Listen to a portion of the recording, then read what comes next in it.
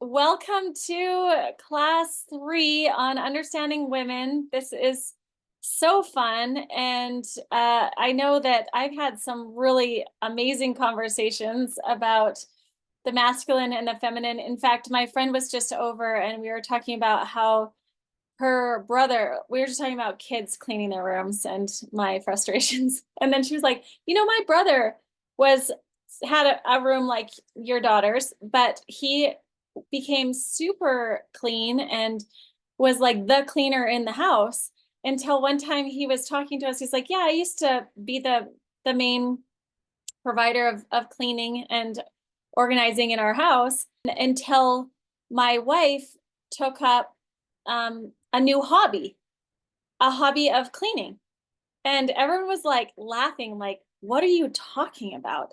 Then she got all the cleaning supplies and all the nifty little things. And he was just literally saw it as she had taken on a hobby, that she liked cleaning. And I was like, she was like, what the heck?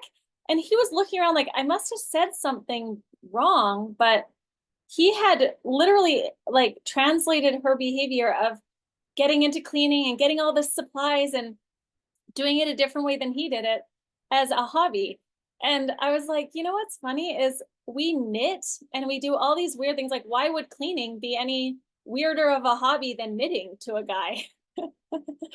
But I thought it was a really fascinating conversation of the sexes. Like, yeah, I used to clean all the time until my wife like found a new hobby and thought that it was like, oh my gosh, we are funny creatures.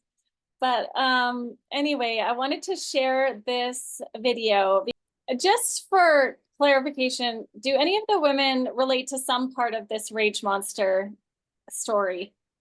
I'm just curious. Like, I've I've been there. Like, it's crazy. You're watching her going, that's crazy.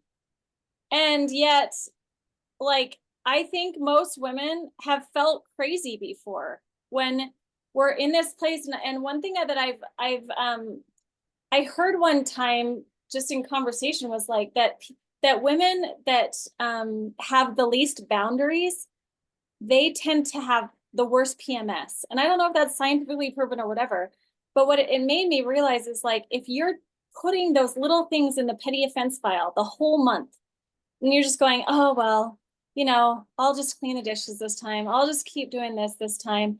You keep going into that, then at what point do you just, it keeps piling up, and then your hormones hit this point and you're like, it's like an explosion because you have so much that you've put into that petty offense file, right? You've just gone, oh, it's fine, push away. Right now I have enough emotional stability. But once you don't, then there's this like implosion, and it's just like that. And well, inside you're going, I really wish I hadn't said that. I should really just calm down. I really need to walk away, but I just need to say this one last thing. So anyone have any comments or yeah, buts, anything around the rage monster as you've been listening to the book this week or even just this video? What do you guys think about the rage monster? What's your experience with it? I do have what I find is comedic thing that the guys used to say around this is like, if you do something, the women always keep the score. They have a little black book, and it goes into the black book. You ask them, hey, is everything okay? And they're like, oh, it's fine. It's great. And out of the blue, you get smacked upside the head, and you go, what was that for? And she goes, check. She checks one thing off her list. Anyway, that's something comical from the guy's side around, I think, this particular topic. Yeah, total. So this petty offense file is real. Like, you've experienced it. The guys talk about it. Like, this is a real experience for men to experience the rage monster. Or where, yeah, like she's kept this whole file, and then when it all comes up, then she has everything. Whereas there's a different experience with the masculine in general. Anyone else? What's your experience with the rage monster? Yeah, Paige, as I listened to this, you know, and I listened to it in the book as well. Part of me, you know, and this is where I have issues sometimes with her writing, is I just feel like some of this is typical of people, not necessarily men or women, but this is a behavior if you do things, if you say yes when you really meant no, and then you become resentful, and then that builds up, and then you get angry, you're going to explode. And I find men and women both do that when you're dealing with the emotion of resentment. And if that resentment comes from a place of, sometimes, like you said, if you don't have a boundary and you keep saying yes when you really mean no, that builds up a resentment, and boom, you've got the rage monster. Yeah. So how, just as a class, like how do you relate to that as far as men and women? Like do men, I know that like partners that I've had, they'll get to a point where they just feel like taken advantage of or used, or just like they're being, they get to a point where they just kind of go like, I don't want to protect and provide all the time anymore. Like I'm sick of just doing this for everyone and not being like acknowledged or appreciated. That's the kind of thing that I hear them kind of rant about, or just go, yeah, and this, like, this guy sucks and this guy sucks and this person doesn't have any respect. And like, so we all as humans will get to a breaking point where we're going to just complain, and we have to kind of unload and say what's there for us in the way of, it's a way of processing, right? Like there's a processing, and in next week we'll go through the processes that Allison's come up with. But what are processes that you've come up with that actually give you almost like a relief bucket? We talked last week about holding the basket, right? But when a woman's in the rage monster, or if a man is just like in his stuff where he's throwing it all out there, what's the worst thing you can do? Anyone know what the worst thing is to do? Interrupt or fix it. Exactly, right? We all know that. But there's just this tendency for us to go, oh, you're throwing out all of your problems, and I have a solution to each one. Let's just go through it and fix it all. But it's more of a defrag. That's what this is. And to acknowledge it in human beings is actually an opportunity for us to have more compassion for each other, right? It's more of like, oh, this is what humans do, and I'm going to just hold this space and not take it personally, not try to fix it, not make them wrong for having the feeling and this experience of overwhelm that humans get into, right? Judy, go ahead. Back to your previous question, having been doing this with you this year, right? Mm-hmm. It's been so empowering, because it's like knowledge is relief, so to say. And to actually have something articulated in a way that's relatable and common, you know, I feel like with my adult children, my adult sons and daughters, let's put it that way, and with my friends, it gives me more resources to actually be present for them. And I know I called Jolene and I said, will you be my venting partner? You know, because if you know you have a venting partner, rather than thinking somebody should be able to listen to you because they're X, Y, or Z, and you have given them that honor, which they did not request, nor did they accept. But after one of it, I called Jolene and said, will you just be my venting partner? And then I'll know you'll protect whoever I'm complaining about, right? Because that's very, very important to me, because other people, you get going with whatever's bugging you. And then if you're finished, you get it cleaned up, you're done, but it leaves the other person wanting to protect you. from this awful person that you just got saying was so awful and terrible and blah, blah, blah, blah, blah. And then you clean it up and you're fine. And so it's really important that you empty the bucket after after somebody spits up in it. Oh my And God. and then you're free, they're free, nobody's the bad guy, right? And so that's to me what's been so beneficial about what we've been doing. I love that. And I think a big aha that I had in the last class was the importance of setting up the conversation. Like we talk about holding the basket, but the first thing you have to do is, hey, do you have some time? And this will take a certain amount of time, and putting it into their court of asking for permission, right? Creating the safe container for this. And also part of that safe container is saying, I don't want you to feed into it, right? Like, let's not make this a bashing party. Like, that's not, you don't have the wherewithal when you're already in the rage monster to have this setup conversation, right?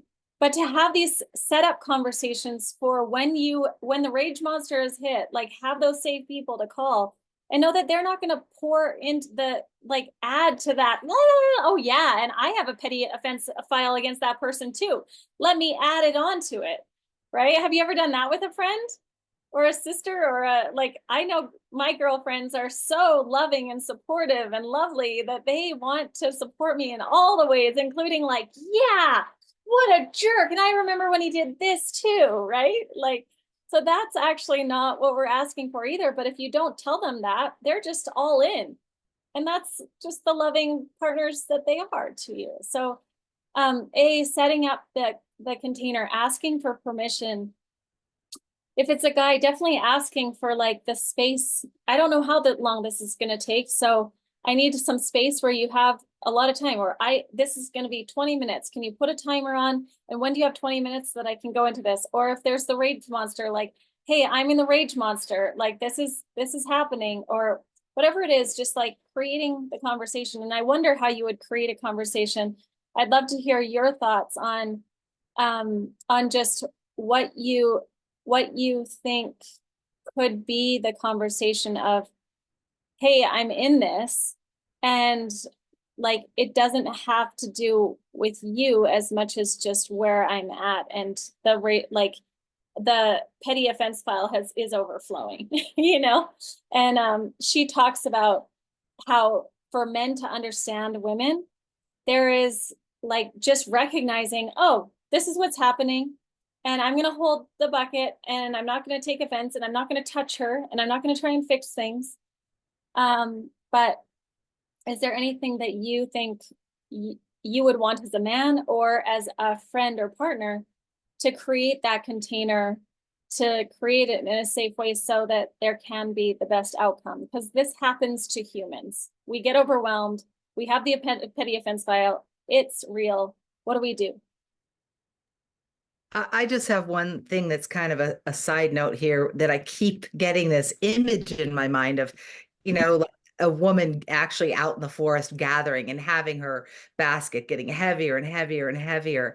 And then when a guy, you're trying to dump the basket out, and a man trying to solve it or fix it sometimes feels like them piling more and more stuff on top of the basket. That for me is what I notice activates that rage monster, is like, instead of helping to just remove the things from the basket or being, and understanding that. So I wouldn't know how to exactly start the conversation, but maybe just explaining it with that visual, because that is what it feels like. It's like someone is putting weight on top of your basket, and the ways that it's not worked for me is forcefully trying to get, once the rage monster's activated, it's all, all bets are off. So like, I find myself with my brother in particular, kind of interrupting him when he's trying to fix and solve.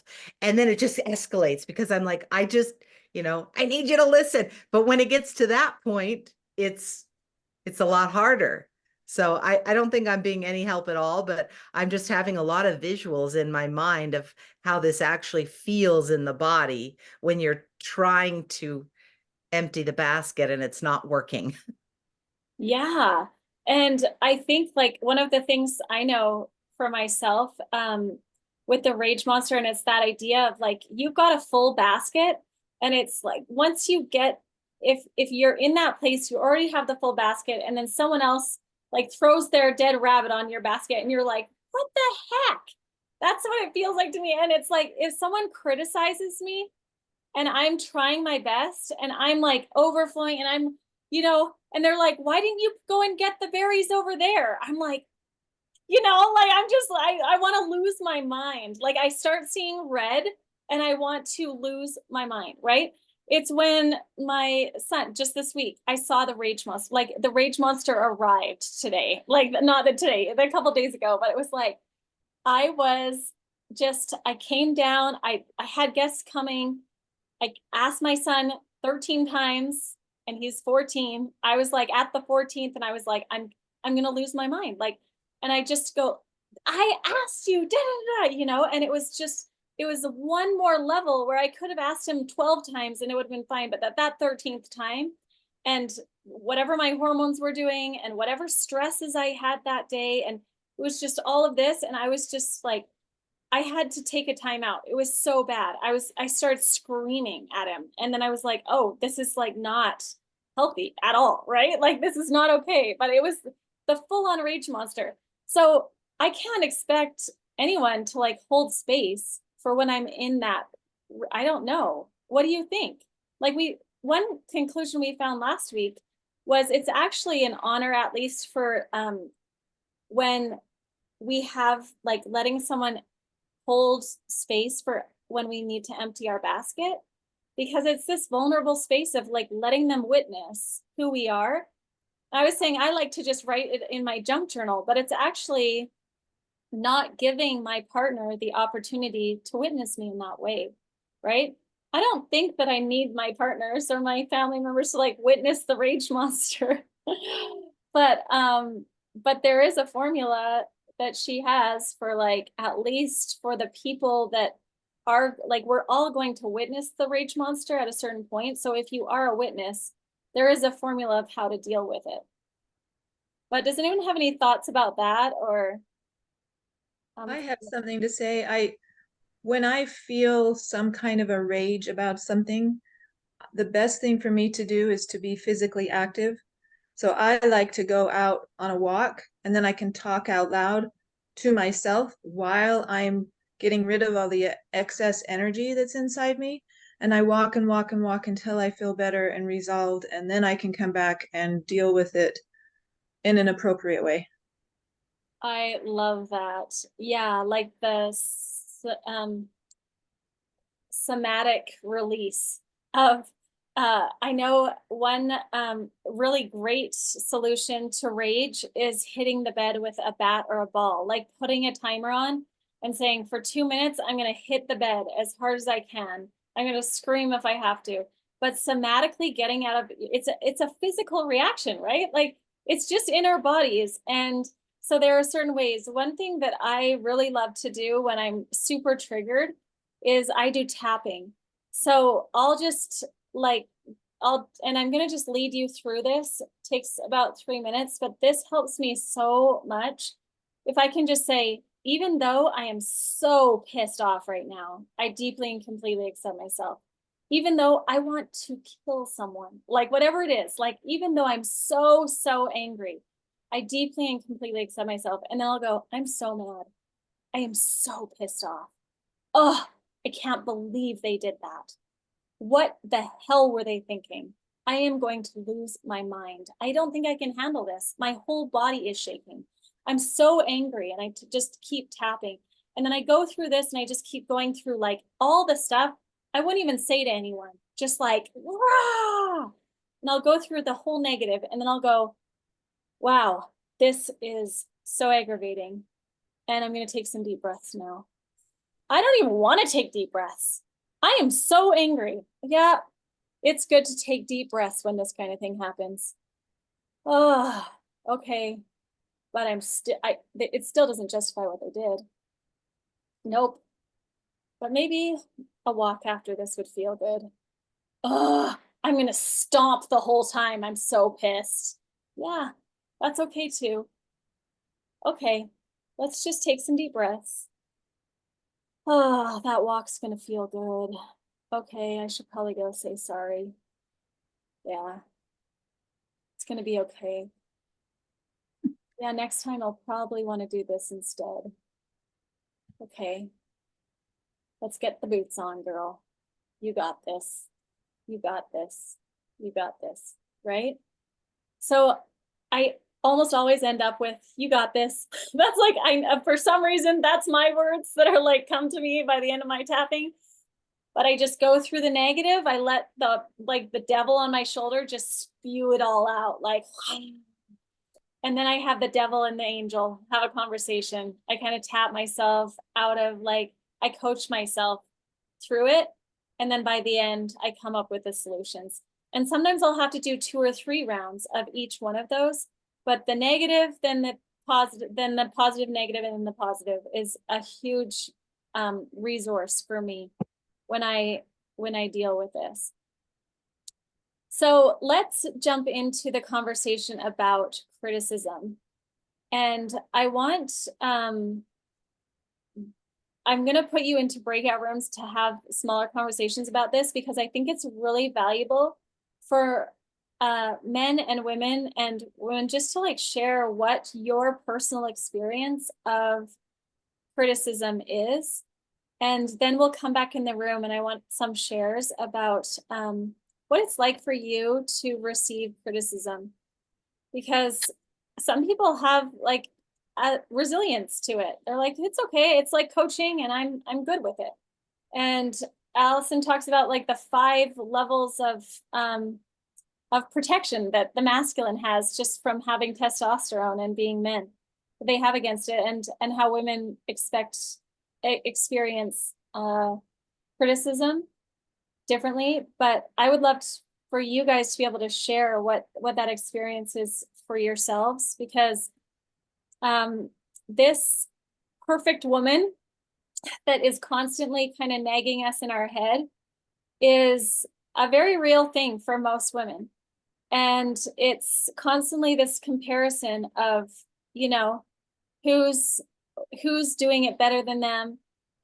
We're self-sufficient in criticism is how Allison puts it. And it's a very good point that we typically just are very, very good at seeing how we're not doing it perfectly. And I'm curious what the men in the group, how they experience that.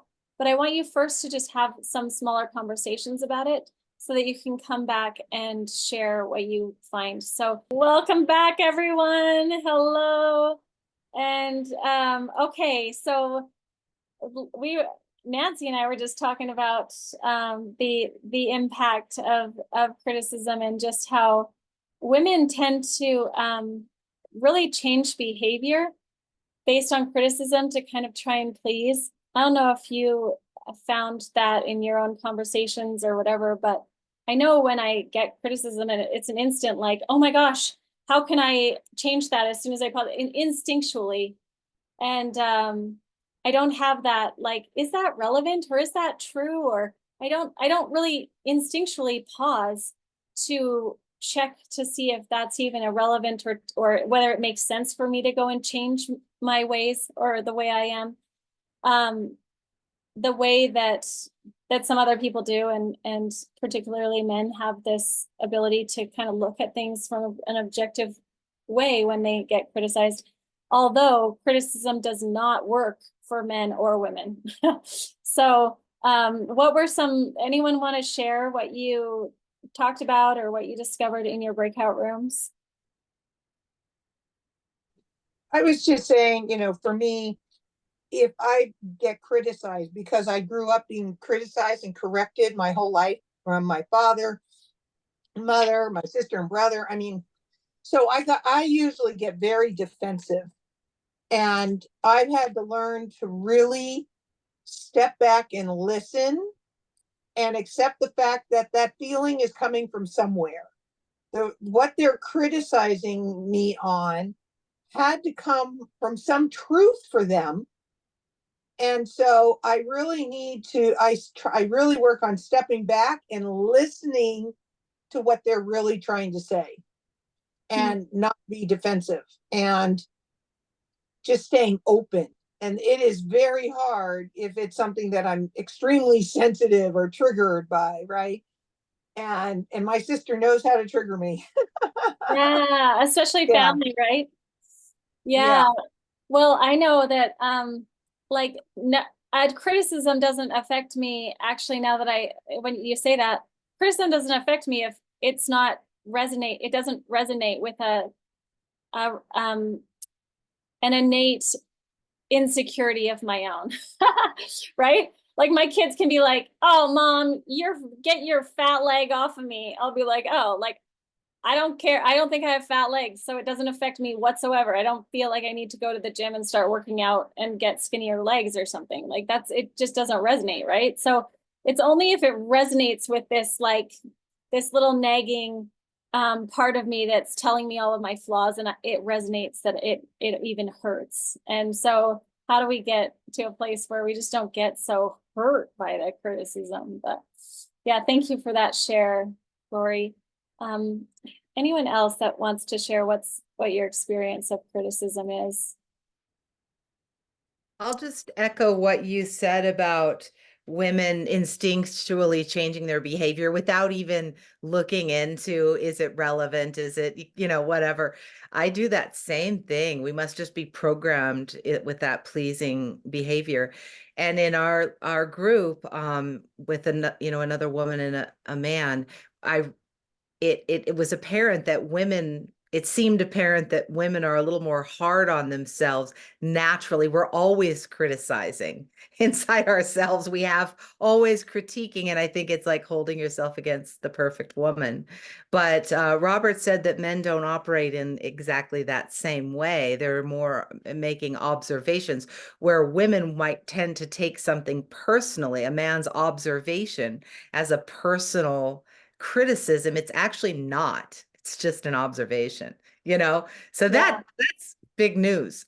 It's big news, and it's also like kind of proof that it's really just what our stories are about ourselves, right? Like we're hearing things through filter. And so what I want to hear a couple more shares, and then what I want to do is a quick meditation around tuning into this perfect woman, just meeting her, meeting that part that's telling you what all your flaws are all the time, and just having a conversation with her and asking for a new way. So we've done this before in other classes, but it's really powerful to just tune in because like someone's son, my friend's son said to her the other day, "Do you hear other voices, Mom?" And she's like, depends what you're asking." He's like, "That's schizophrenia."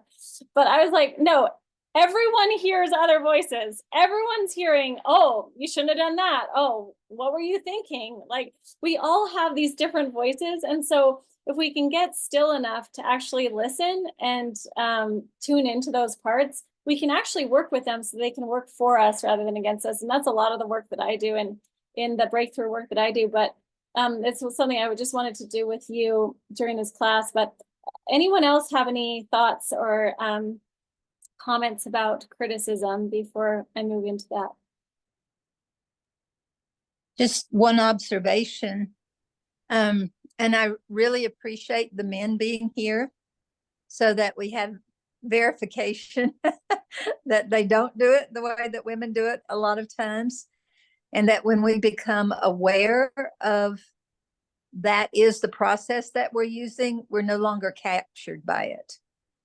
And I think that's the beauty of what this class is all about, is we're creating a freedom because we're able to step back from it, whether we call it criticism or curious. We can get curious about it rather than being captured by it.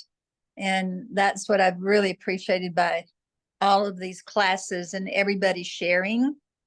And I think the more that the men hear the struggle that the women have, and then they enlighten other men to not think that the women are crazy, because we are in a certain way. then it creates partnership of understanding.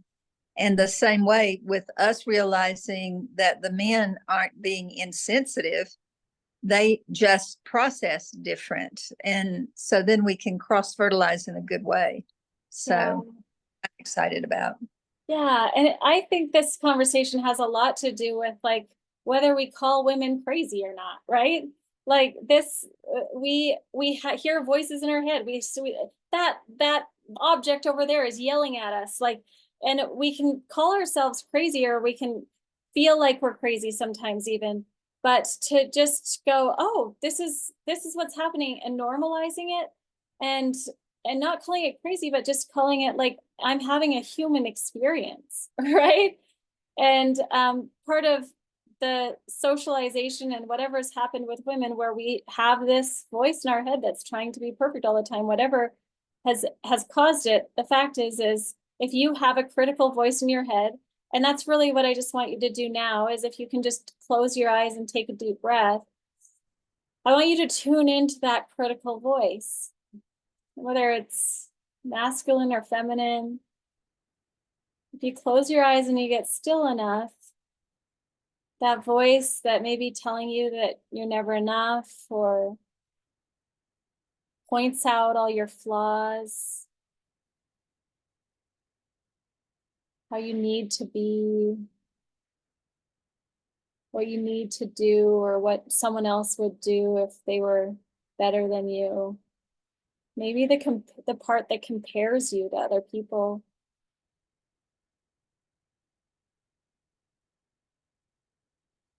Just tune in, and I want you to notice as they begin to perhaps appear, or you feel them with you there. I want you to notice anything that stands out to you about this part, the critical one. Maybe their posture or their way of being, maybe something they're wearing. And as you tune into this part, I want you to just greet it and say, thanks for being here with me today.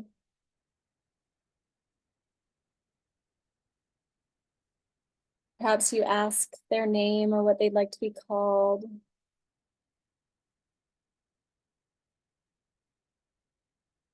Whatever they respond, however they respond, maybe just as the first thing that comes to mind. But just ask, how are you doing? Sometimes they're tired, maybe they're doing great. Just notice their response.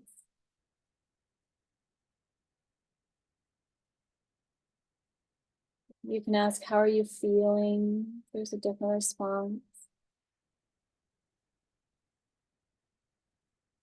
And now we're going to just find out what their purpose is. So go ahead and just ask, what is your purpose?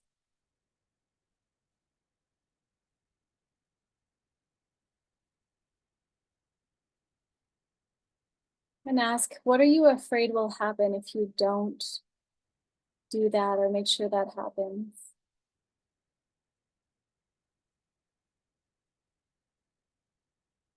Just noticing how they respond.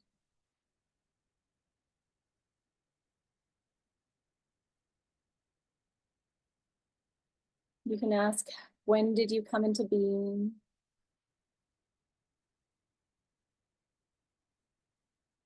For what purpose did you come into being?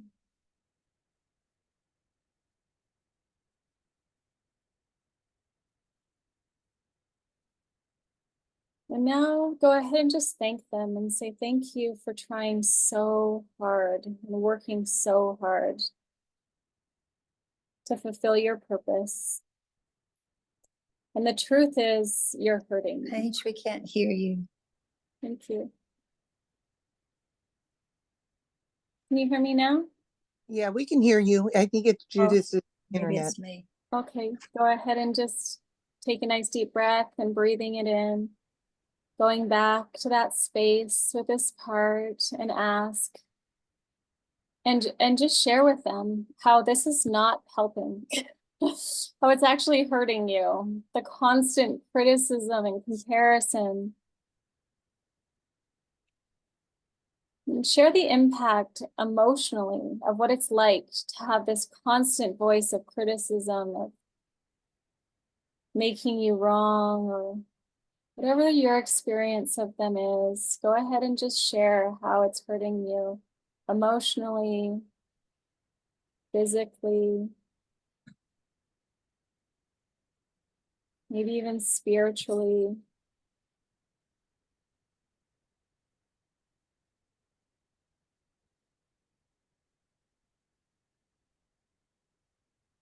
Maybe you can share how it's hurting you financially or in relationships.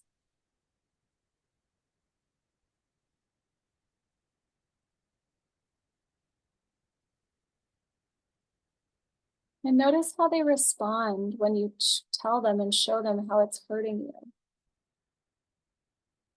Sometimes they're upset, sometimes they're sad. Whatever their reaction is, fine.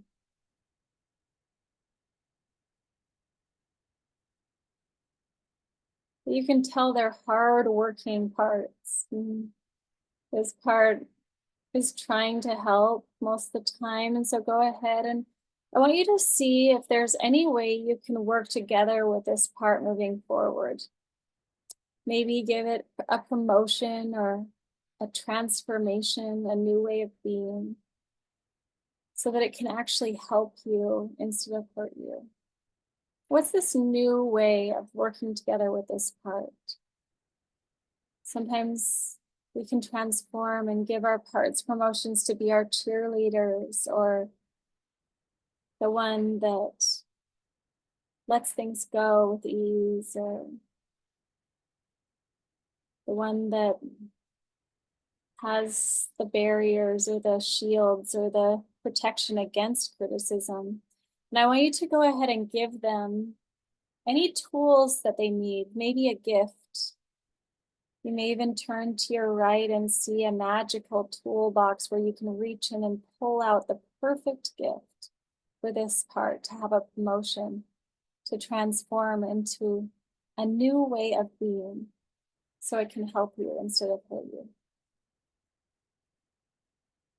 And just notice what happens as they receive their gift, as you tell them about this new role.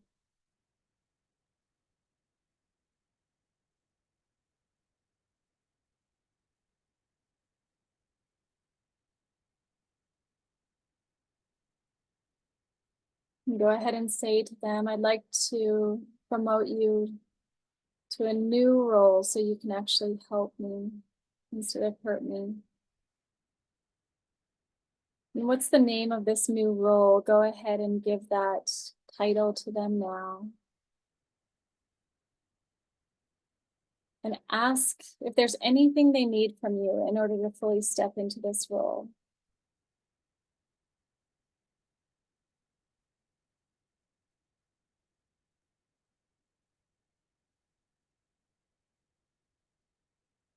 And just notice that in this space, you can just go ahead and give that to them now. See yourself giving them all that they need to support you.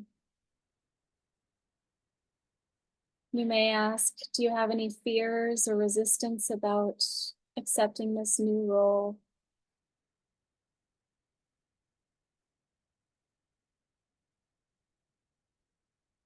If so, is that something that you can resolve? What do they need to resolve that? To fully step into this new role.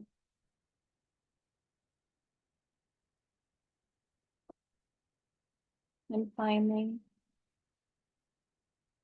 just ask, do you accept this new role? And if they say yes, go ahead and embrace them. If they say no, you can continue to negotiate with them. And if they're just being impossible, you can always just let them go. But as you embrace them, go ahead and just let them swirl back into you and you into them, and feel their strength and their wholeness and their well-being. And if they're swirling into you, feel a new sense of well-being, a new clarity in your mind as you're aligned with this newly promoted part. And I want you to see yourself moving forward into this day, into this week, in a new way, with more freedom, more clarity, maybe even more peace.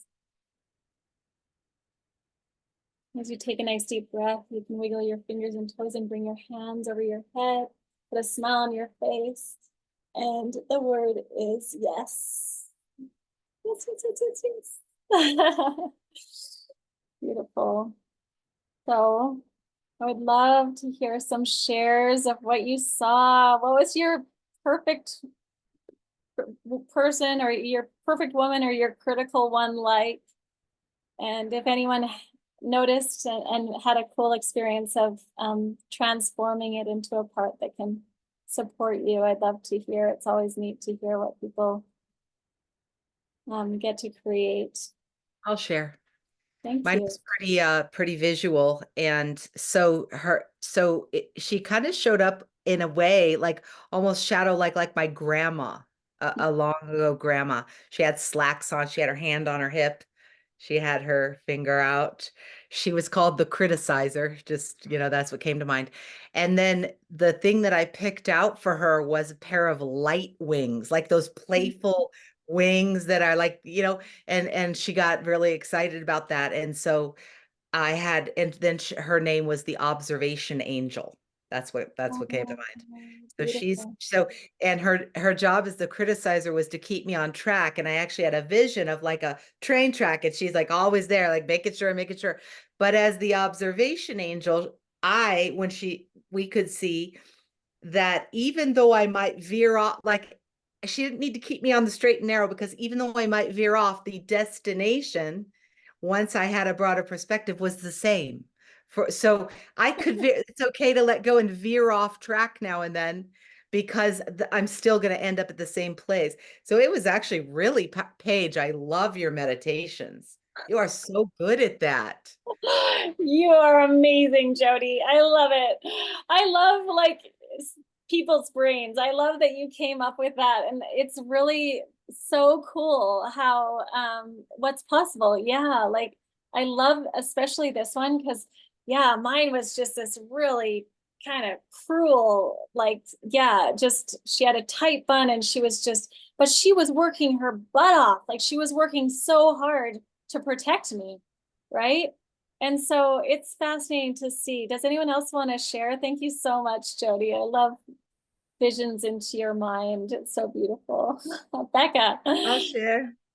So mine, interestingly enough, was a really old lady bent over like this and just so tired.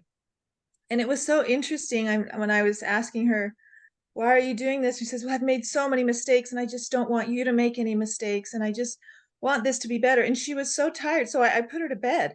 I says, well, how about you go to bed? And, and I kind of stroked her hair, and it was really, and she was just, oh, thank you. It just was so relieved because she felt so, it's like she had so much burden on her. And it was interesting as this was happening. It's like that just kind of disappeared and disintegrated, and she became me. And she was ready and raring to go, and she's like, oh, this is great, let's go do this. And she was active and happy and positive. And when I told her what I can do, I says, I want you to believe in me. Oh yes, let's do it. And I gave her a blue ribbon and a pom-pom and a big heart. So I want you to be understanding, and I want you to believe in me. So and then at the end, when she was embracing me, I also shed some things that I didn't want as part of me, and we were more one, and it was really cool.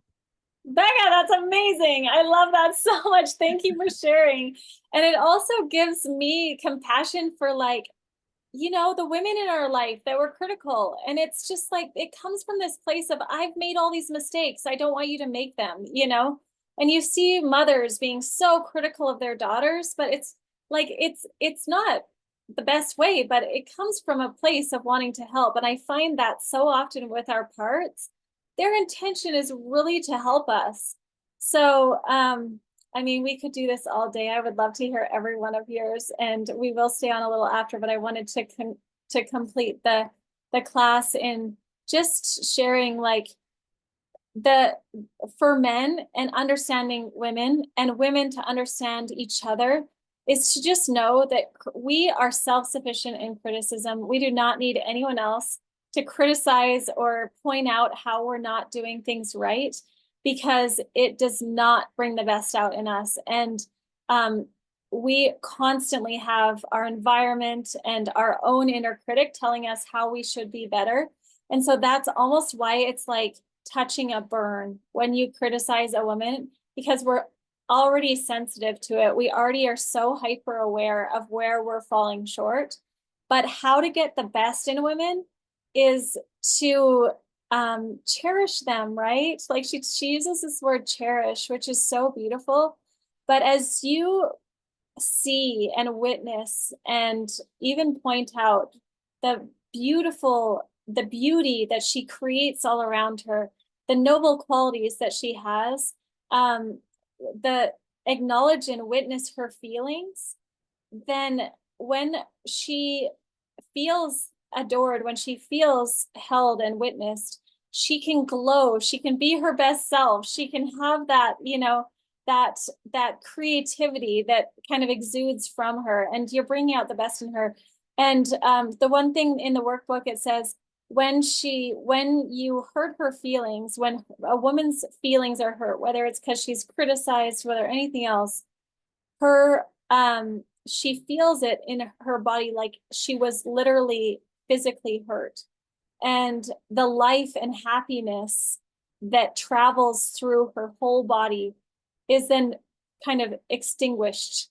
That light is extinguished and it's dark, and her body curls and it stiffens, and her breathing becomes shallow, and her skin loses that glow, and her eyes probably close or look away.